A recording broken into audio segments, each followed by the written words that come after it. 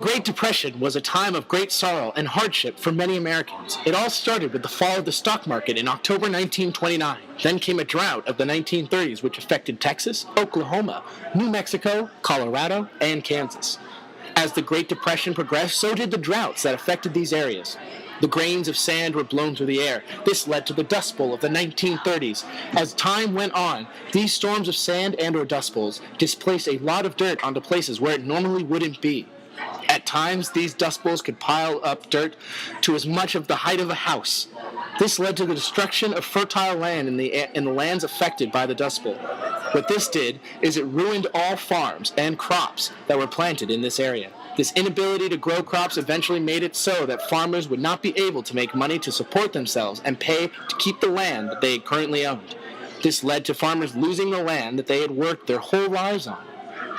As the banks repossessed the farmers' lands, they decided to move westward towards California in the hopes of work. Many of the farmers had to sell all of their worldly possessions so that they could make the travel all the way to California. Many moved westward in hopes of jobs, but many were only to go in vain and able to find work. While few could find jobs, many of the mass of migrants who moved to California were left jobless and hungry throughout the Dust Bowl. Eventually, the Dust Bowls ended in 1939, in which many of the tenant farmers moved back to their farms and went back to their old way of life.